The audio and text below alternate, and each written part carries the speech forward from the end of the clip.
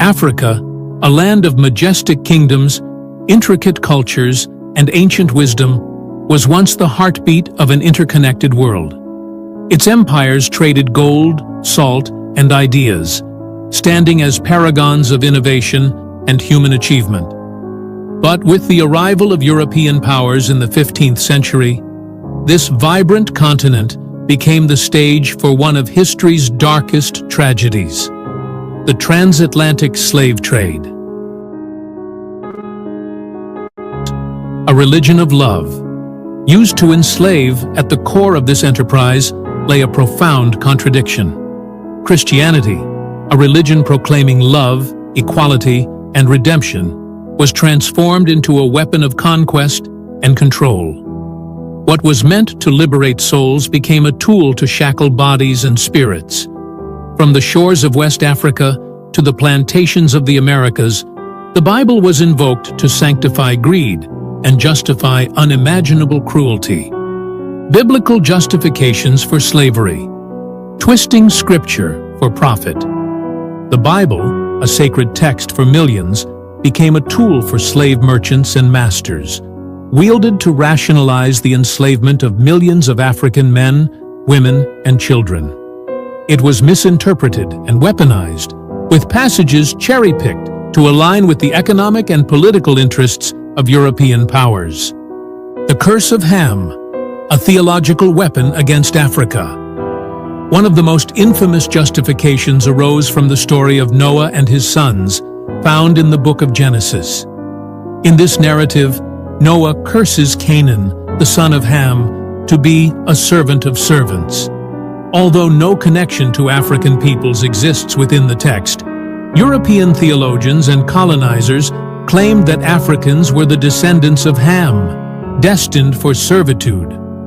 This interpretation, devoid of historical or scriptural validity, became a cornerstone for the theological defense of slavery. The New Testament's role in enforcing obedience. The New Testament also provided ammunition. Passages such as Ephesians chapter 6 verse 5, where Paul instructs, "Slaves, obey your earthly masters with respect and fear," were frequently cited.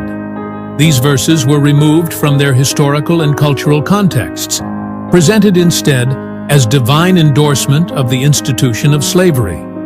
In sermons, pamphlets, and religious tracts, these interpretations echoed across the Atlantic, fortifying the moral justifications for an immoral trade. Religious institutions and the profits of enslavement. Religious institutions were not passive observers, but active participants in the transatlantic slave trade. The Roman Catholic Church, through papal decrees such as Dom Diversus and Romanus Pontifex, explicitly authorized the enslavement of non-Christians. These edicts provided legal and spiritual cover for the Portuguese and Spanish empires as they expanded their domains into Africa and the Americas. The Church and slavery, a complicity in chains. In England, the Anglican Church directly profited from slavery. The Codrington Plantation in Barbados, owned by the Society for the Propagation of the Gospel in Foreign Parts, operated with enslaved African labor. These plantations generated wealth that funded missionary activities and church operations, binding the sacred and the profane inextricably together. Chapter 1. The Nature of the Gathering Storm. In this year of the quincentenary of Christopher Columbus's alleged discovery of the Caribbean islands in the Americas, collectively called the New World, there is a need not only to re-examine the myth of Columbus, but the broader myth of Europe and its people and the consequences of their expansion beyond their shores in the 15th and 16th century. This event needs an explanation over and above the fact of their expansion. As a classroom teacher, I refer to the years between 14 and 1600 as the Christopher Columbus era. I know full well that this era started before Columbus was born. This is a point in history when Europeans freed themselves from the lethargy of the Middle Ages, the aftermath of the Crusades, and the famines and plagues that had taken 1/3 of the population of Europe. It is also the period when Europeans freed themselves from almost 1,000-year fear of Islam and what they referred to as the infidel Arabs, who had been controlling the Mediterranean and its trade routes since the decline of the Roman Empire in the middle of the 7th century. The renewal of European nationalism, the marriage of Ferdinand and Isabella in Spain, the expulsion of the Arabs, Moors, and Jews from Spain in 1492, and the introduction of the slave trade gave Europe a new economic lease on life. Europeans had to create a rationale and a series of myths to justify their new position and what they intended to extract from non-European people. Some of the myths set in motion by what I have referred to as the Columbus era still plagues the world today. With the Atlantic slave trade, the Europeans had set in motion a Holocaust for African people that is still active in some form on the 500th year anniversary of Christopher Columbus's alleged discovery. They had set in motion an era of protracted genocide against non-European people that continues. With its many dimensions, in every place in the world where there is European influence over non-European people. Welcome back. Welcome back. Welcome back. Happy Monday. Welcome back. Welcome back to On the Shoulders of Giants. I'm Joseph Ward, continuing my reading of Dr. John Henrik Clarke's book, Christopher Columbus and the African Holocaust, Slavery and the Rise of European Capitalism. And last video was the introduction. This video is chapter 1, The Nature of the Gathering Storm. So we're getting into talking about not only Christopher Columbus and his impact, but the impact of religion and how it was used as an initial assault on the African people that didn't come in the form of an outright assault, because it was an assault on the integrity and the existence of African spirituality and African intelligence, right? Coming in telling African people that their gods were not good enough to serve, and they needed to serve the gods of the Portuguese and the Spanish, the gods of the Europeans, the gods of the white masters. And in doing so, it made it easier for the Africans to be conquered by the Europeans. So we're getting deep into examining Christopher Columbus, more of his impact, more of the impact of religion. And we're also going to get into chapter 2, talking about Africa before the slave trade, looking at the glory and the brilliance of Africa and how much of Africa's glory had flourished and declined before Europe was even something to sneeze about, right? So going to get into all of that, because the idea is there was nothing happening. For one, that there was nothing happening in Africa before the Europeans showed up, and two, that the Africans needed the Europeans to show up and give them the light, give them civilization, give them thought, give them ways to live like non-primitive people. And that's just not true. The African people were on a whole nother level, right? African people's societies, like advanced societies, had risen and fell 3 times. Dr. Clarke gets into like the 3 golden ages of Africa before Columbus. So we're going to get into all of that because Dr. Clarke going deep, and we're going to get deep with him.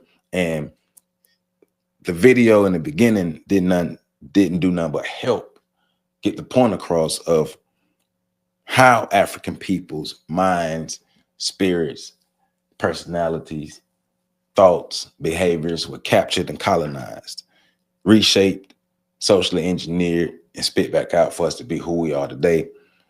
More malleable, more easily to be controlled, more easily to be a slave than what we were yesterday, but also playing on some of the weaknesses that we had yesterday. This goes hand in hand with destruction of black civilization, because it's just reinforcing what Chancellor Williams was talking about. So let's jump back into it. This is page 34, the second paragraph on page 34, chapter 1, The Nature of the Gathering Storm. At this point, there's a need to call attention to Michael Bradley's work, The Iceman Inheritance, that deals very frankly with the rents and with the rise and expansion of European racism, and the book by Francis Cress Welsing, The ISIS Papers, that deals more specifically with the origins of white racism and how it affects African people. There weren't enough soldiers in Europe to take over the continent of Africa, India, and the Caribbean islands in both South and North America. The greatest achievement of the Europeans was the conquest of the mind of their victims through a series of myths that could bear re-examining in order to understand the deeper meaning of the Christopher Columbus era and its reverberations for today. Remember, talking about how they were able to take over the minds because they were vastly outnumbered by the people that they conquered, but yet they conquered them. The first myth, the myth of a people waiting in darkness for another people to bring them the light. In most countries where the Europeans invaded or influenced, they put out the light of local civilizations and culture and destroyed civilizations that were old before Europeans were born. Number two, the myth of a people without a legitimate God. Europeans made no serious attempt to understand the religious cultures of non-European people, whether they went in the world, wherever they went in the world. If that God concept was not in agreement with the Europeans, then the Europeans assured them that they had no God worthy of worship. Ain't that something? I'm gonna come back to that, right? Number three, the myth of the primitive and the aborigine. Here we have a misinterpretation of two words that originally meant first, or the original. European misinterpretation was derogatory and downgrading, and it still is. In many ways, the Europeans were saying that non-European people, that they did not have the right to choose a God or a culture different from that of the Europeans. Number four, the myth of the invader and conqueror as a civilizer. Generally speaking, no people have ever spread any civilization anywhere or at any time in human history through invasion and conquest. The invader and the conqueror spreads his way of life at the expense of his victims. They generally destroy civilization in the name of civilization, right? So let's go back through these, right? Number one, the myth of people waiting in darkness for another people to bring them the light. Well, that has been put to bed by all of the readings and all of the information that we've gone through on this channel, because we have vast, like it's vast. The amount of information is vast that we can dig into just on this channel alone to dispel the myth of Africans waiting in darkness for the Europeans to bring them out, because of the achievement, just the achievements of Egypt alone, West Africa alone, the Nile Valley alone, right? The empires that have risen and failed before Europe was even thought of, right? So remember, they put the myth out of this dark continent, these dark people in this dark continent who had no light, no civilization, no learning, no nothing. So it could put them in a superior position to say that, hey, it justified their invasions of us because they came to quote unquote save us, right? Two, the myth of a people without a legitimate God. Your God ain't nothing because your God ain't my God. And my God is the superior God. My God is the greatest God. My God is the God. There is no other God before thee.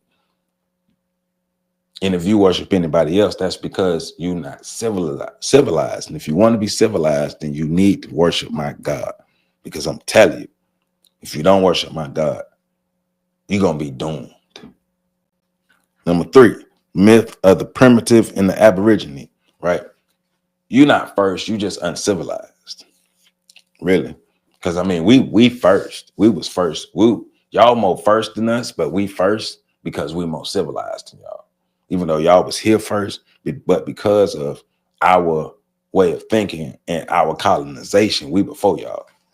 And number four, the myth of the invader and the conqueror as the civilizer. Once again, hey man, we just here to make y'all better. That's all I'm saying. It hurt, like progress hurt. You got to admit it, right? Progress hurts. So if you want to be better as the second class, lower class, animalistic people that you are. If you want to be better, then you got to let us make you better. And being better hurts sometimes. So you got to let us invade you and conquer you and take away all your way of living. Let us take that away. And then we're going to renew you with our way of living. And because of that, you will be lifted out of darkness.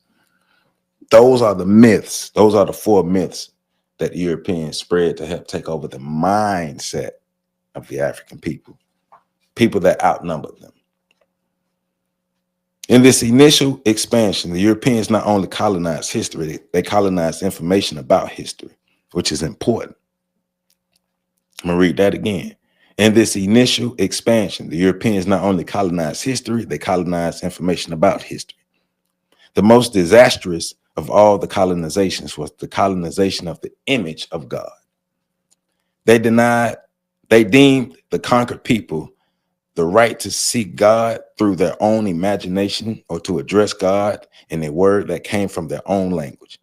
Every effort was made to wipe from their memory how they ruled a state and how they related to their spirituality before the coming of the Europeans. Most of the people of the world were forced to forget that over half of human history was over before anyone knew that a European was in the world. Non-Europeans, especially in Nile Valley civilizations, had laid the basis for the spirituality that would later be converted into the major religions of the world. They had also developed the thought pattern that would later be developed into the philosophical thought of the world. All of this had happened outside of Europe before Europeans had names, durable shoes, or houses with windows. In order to understand Christopher Columbus, the African Holocaust, and the protracted era of genocide set in motion by the Christopher Columbus era, we must re-examine the year 1492 and give it significance over and above that what happened in Europe. At this point, it is essential that we look back in order to look forward with more understanding. Too many times it is assumed that African history began with the slave trade. There were 1,000 years of independent state formation and state management in inner West Africa called the Western Sudan before the slave trade. This period of independent African political and cultural activity needs to be reviewed in order to understand, at least in part, what West Africa lost in the slave trade. Professor Van Sertima had said that African history has been locked into a 500-year room. I have examined this by saying that African history has been locked behind a slavery curtain. It is necessary to look at West African history before and after the slave trade in order to understand how and why the slave trade occurred and why African people, more than any other people in the world, were its main victims. The Africans were open-minded and politically naive in their relationship with non-African people, especially the European. So they did not know the intentions and the temperament of the Europeans then, and they do not know it now. And that's the end of chapter 1. So we haven't learned our lesson. And we learned that when we was reading Destruction of Black Civilization. We haven't learned our lesson. But the main thing is to colonize the mind, colonize the thoughts, colonize the actions, colonize the behaviors, colonize the emotions, colonize the reactions, colonize everything about the African so the African can move in a way that is pleasing and beneficial to the European, right? Take away the history, take away the ability to learn the history. Slavery was the beginning of African history. That's what they want us to believe. Slavery was the beginning of African history. Forget everything that happened before then. Forget Sundiata Keita founding the Kingdom of Mali, right? Forget that. Forget the Kingdom of Cuba. Forget Muna Matapa. Forget Mali Songhai, Ghana. Forget like 25 dynasties of Egypt had risen and fought and failed by then. Like Kush, Ethiopia, Tarseti, Imhotep, like all of the brilliance, all of the just the majestic things that have happened in Africa before the coming of the European. But when the European got there, the main thing was to destroy the information. And if you destroy the information, then you can rewrite the story. And remember, we're not going to let the Arabs off the hook either, because the Arabs were part of that as well on the eastern side and the northern parts of Africa, coming into West Africa as well. So the Arabs and the Europeans were part of the removal, even though the Arabs did more to preserve the history, but the removal of the African history. So they then can lay claim to the civilizing of humanity rather than the Africans. So let's get into chapter 2, Africa before the slave trade. My approach to this subject on reflection might seem overly ambitious because most of the writers who have dealt with the African slave trade that began in the 15th and 16th centuries have not acknowledged that an age of grandeur came before this agony that changed Africa and the world for all time to come. When I speak of Africa's age of grandeur, I am referring to the last flowering state of the empire building in the Western Sudan, inner West Africa, before the breaking up of the coastal states and the spread of the slave trade in other areas. This is the forgotten age of grandeur, whose less help to make the West African slave trade possible. I generally divide African history into 3 arbitrary categories. There's nothing scientific about my method. It is a utility developed in order to simplify an overall approach to African history. In dividing African history into ages of grandeur, that I call the first, second, and third golden age, I am saying to students that most people in the world who have had an age of grandeur or a golden age have had only one, as did the Romans, the Greeks rose and fell and never rose again. I maintain that African people have had 3 golden ages and could have a 4th one.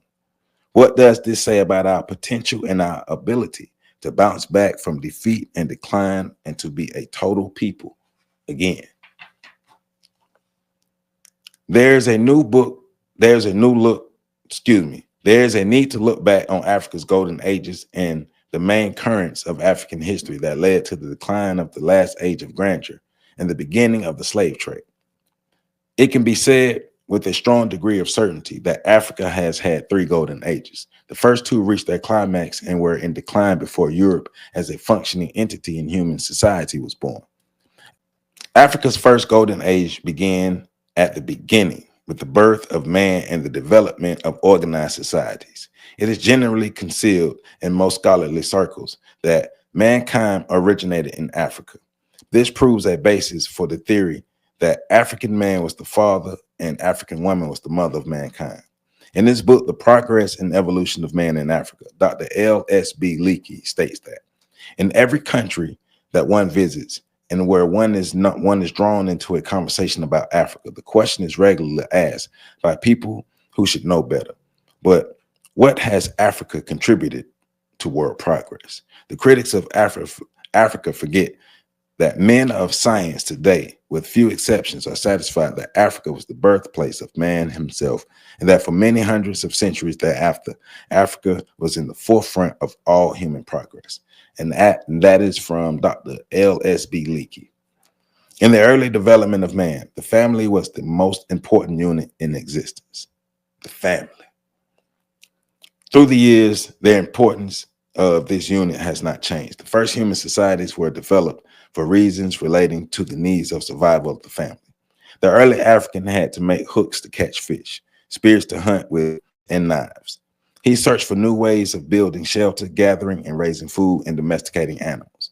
Our use of fire today simply continues the process started by the early Africans, the control of fire. In the making of tools, this sets man apart from all living creatures. Africans started man along the tool-making path. With the discovery of metals and how to use them, all Africa took a great leap forward.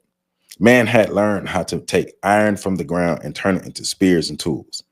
Iron culture spread rapidly across Africa, and there were very few parts of Africa that were not influenced by these Iron Age cultures.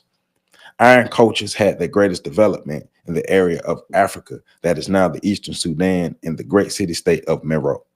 The use of iron accelerated every aspect of African development and introduced a new danger, the eventual use of iron weapons in warfare. The Nile River became a great cultural highway, bringing peoples and cultures out of inner Africa. These migrations by river led to the establishment of one of the greatest nations in world history, Egypt.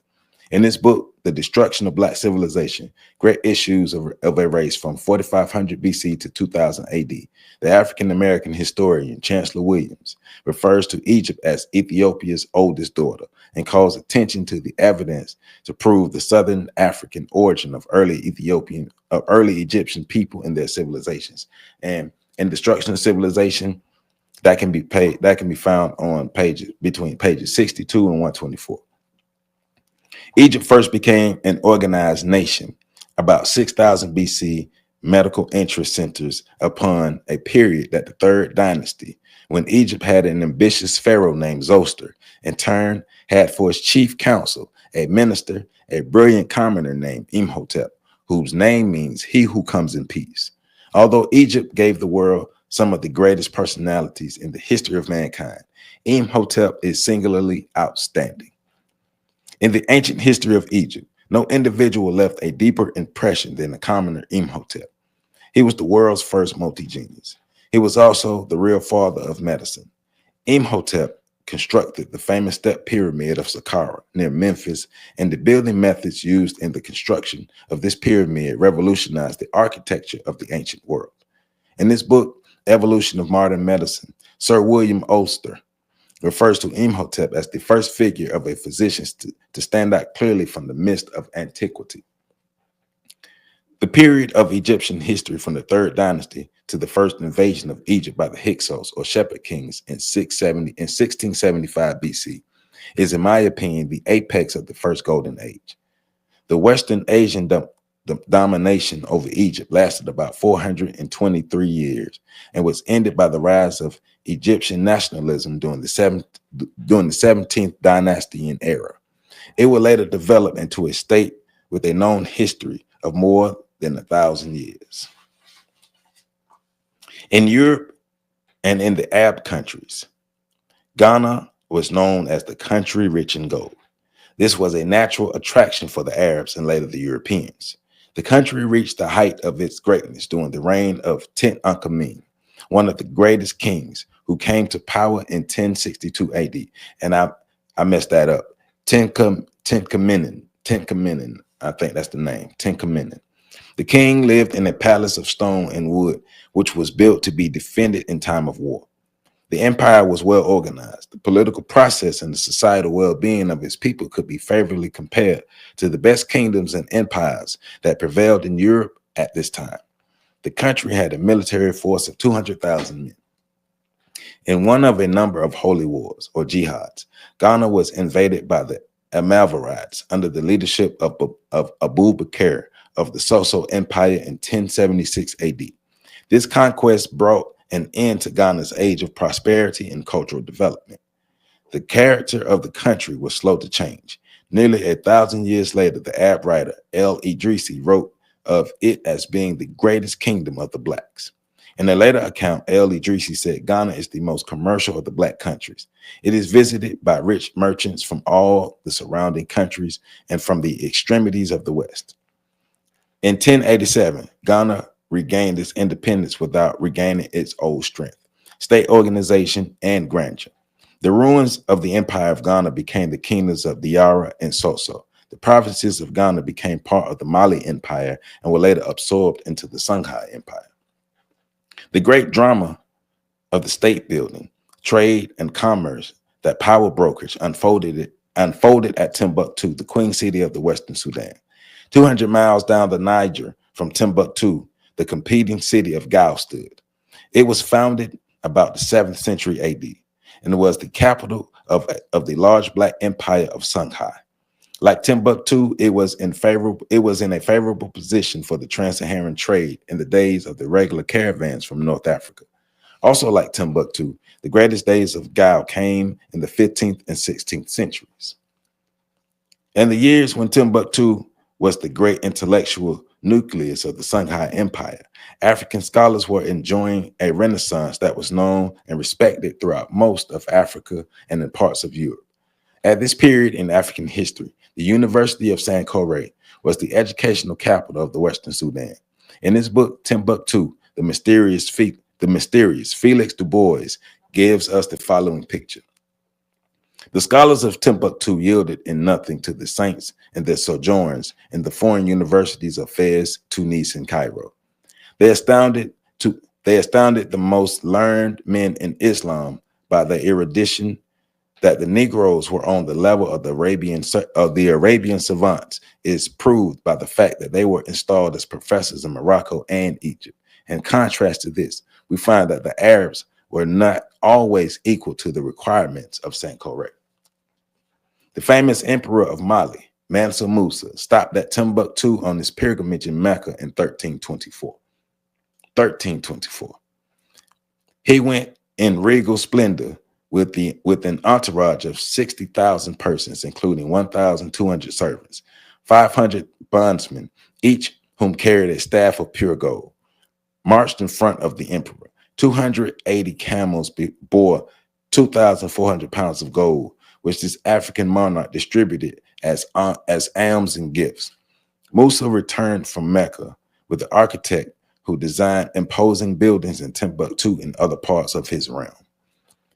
To the outside world of the late medieval period, the Emperor Mansa Musa was more than an individual. He was Africa.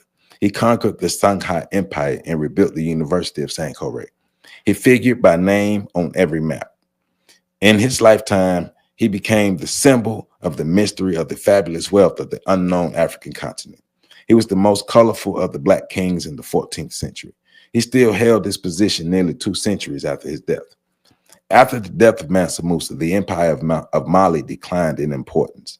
Its place was taken by Songhai, whose greatest king was Askia the Great, or Muhammad Touré. Askia came to power in 1493, 1 year after Columbus landed in America. He consolidated the territory conquered by the previous ruler, Sani Ali, and built Songhai into the most powerful state in the Western Sudan. His realm, it is said, was larger than all of Europe. The German writer Harry Barth, in his famous work, Travels and Discoveries in North and Central Africa, calls Askia the Great one of the most brilliant and enlightened administrators of all times. He reorganized the army of Songhai,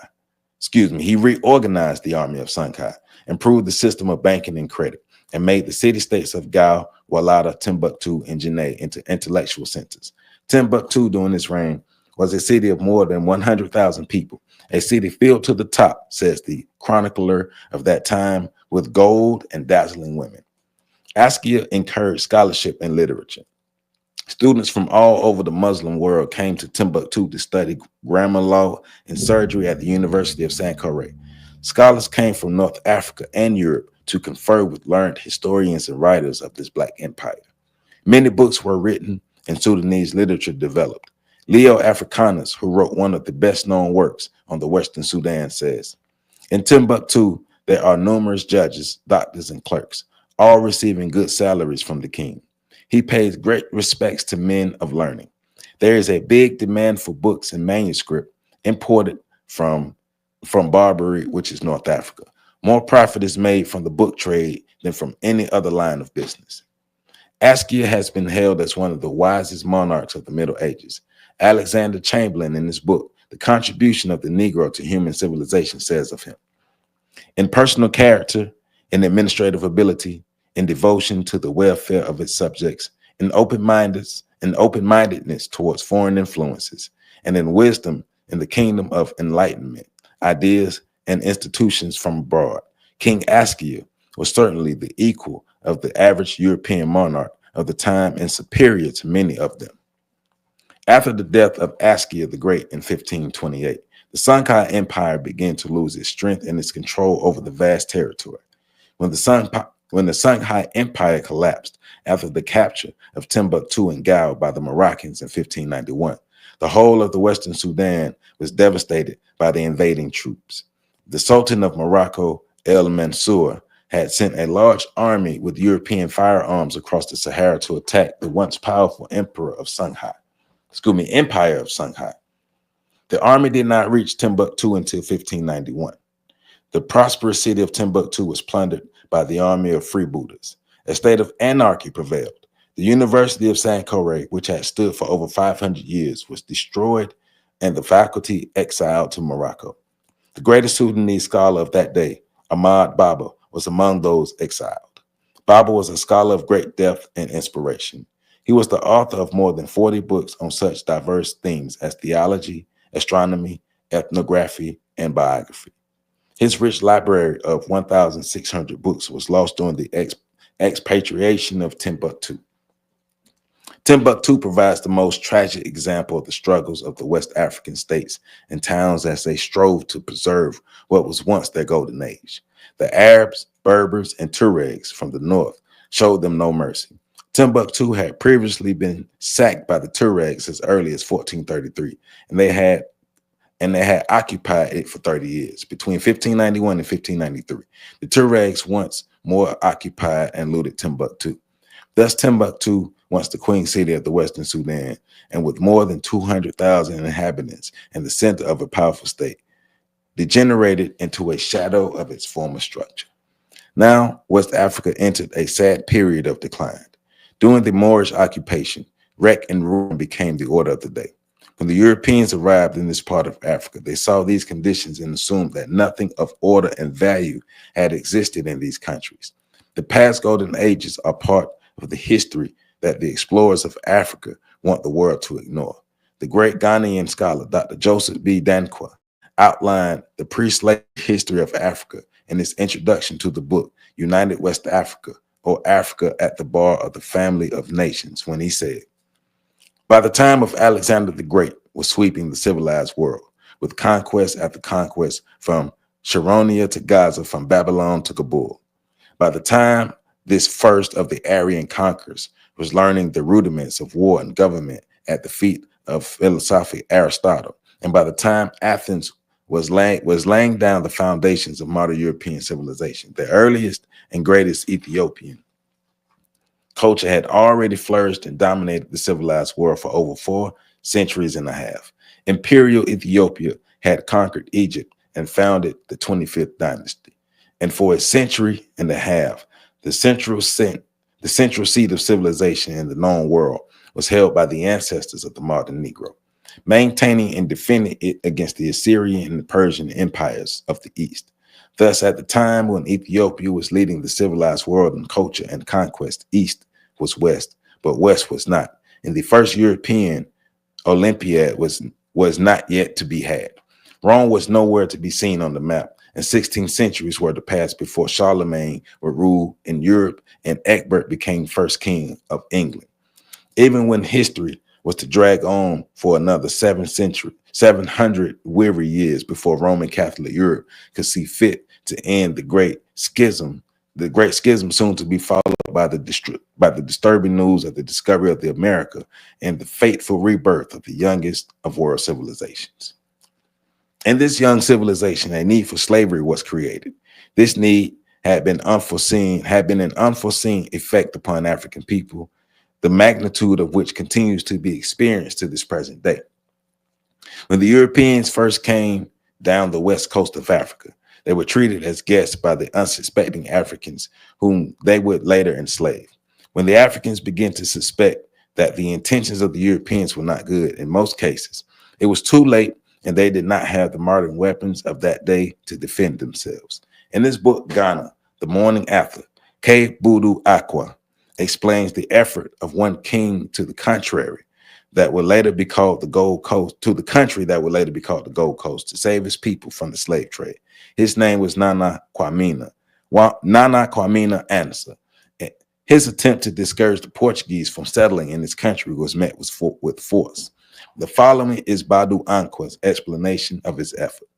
Our forefathers' antipathy and imperialism is exemplified by the speech of Nana Ansa, who foresaw clearly that they were going to be called upon to prey on one another, to be left helpless, disorganized, and demoralized. His speech has been quoted by the late Mr. Mansa Sarba, Dr. D. Graff Johnson, and others, and it is worth quoting once more from W.W. Coleridge's History of Gold Coast. And Ashanti for it shows equally well the development of the Akan language. Its poetry, which is as perfect and musical as any Latin or Roman language, and if the richness of a language can be indexed to the natural eloquence of the African people, it is sure indicated of their balanced and highly developmental equipment. In his speech to Diego de Azambula, commander of the Portuguese expedition, King Ansa said, "I am not insensible to the high honor which your great master, the chief of Portugal, has this day conferred upon me. His friendship I've always endeavored to merit by the strictness of my dealings with the Portuguese and by my constant exertions to procure the imminent lading of the vessels. But never until this day did I observe such a difference in the appearance of his subjects.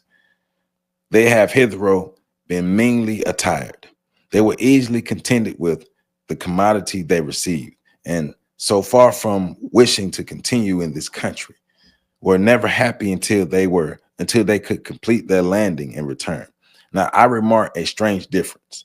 A great rumbler, richly dressed, are anxious to be allowed to build houses and to continue among us. Men of such eminence, conducted by a commander whom from his own account seems to have descended from God, who made day and night, can never bring themselves to endure the hardships of this climate, nor would they here be able to procure any of the luxuries that abound in their own country. The passions that are common to us all men will therefore inevitably bring on disputes, and it is far preferable that both our nations should continue on the same footing as they hitherto have done, allowing your ships to come and go as usual. The desire of seeing each other occasionally will preserve peace between us. The sea and the land, being always neighbors, are continually at variance and contending who shall give away. The sea with great violence attempting to subdue the land, and the land with equal obstinacy resolving the opposite of the sea." Basically, we don't need to see y'all too many times. If we see y'all too many more times, we're going to be fighting because y'all over here acting crazy. Basically, the Portuguese were not impressed by the eloquence of King Ansa's speech. They forced their way into his country and built the first permanent slave trading settlement in West Africa. The year was 1482. K. Budu Ankwa explains the tragedy in the following statement. "This was the beginning of European colonization, the beginning of the hunting grounding for procuring slave labor, the disruption of our religion, our social systems, the loss of respect for our forefathers. All these things have been taken away without anything of value being put in their place." And Dr. Clark ends by saying, "It is evident then that European colonization was instrumental in bringing about the decline of the third of Africa's golden ages. Therefore, this history and exploitation and the reasonably for the present condition of the societies in the third golden age are undesirably attributed to the greed and imperialistic goals of the European nations." So that'll end our reading. And so basically the reading for today goes from pages 33 to pages 46. That's chapters 1 and 2. The nature of the gathering storm and Africa before the slave trade, Africa before Europe got there, right? The nature of the gathering storm. They got there, used religion, used violence, used manipulation, all the tactics that they can use to conquer the Africans. And then erase the history of the Africans and replace the history of the Africans with the history that they wanted to make themselves seem greater than what they were, and to justify all of their plundering and justify their terrorism on African people. So that's what we got into today. But as Dr. Clark laid out, and as we already know, Africa was on and popping. Africa had risen and fell so many times before the Europeans were even thought of. So we're not even going to go there with allowing them to tell us that we didn't exist and that they gave us civilization and culture and all these things. We gave it to them. We gave it to them. So for the next reading, it will be chapter 3, New Enemies Disguised as Friends, page 47. it's actually real short. So that's chapter 3.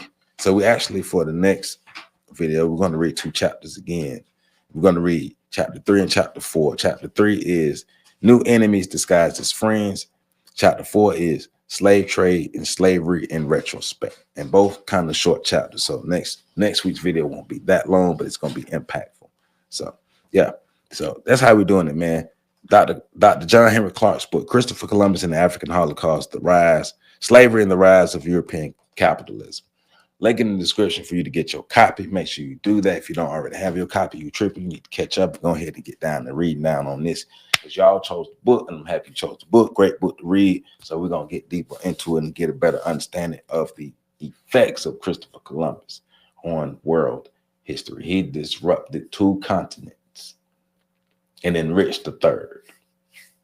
So yeah, love you all. Make sure y'all catch the next video come up. Hit that like button, comment, subscribe, share. Make sure y'all help me get to 100K subscribers. They are shadow banning me right now. I can see the shadow banning on YouTube right now. So I need y'all to get these likes up.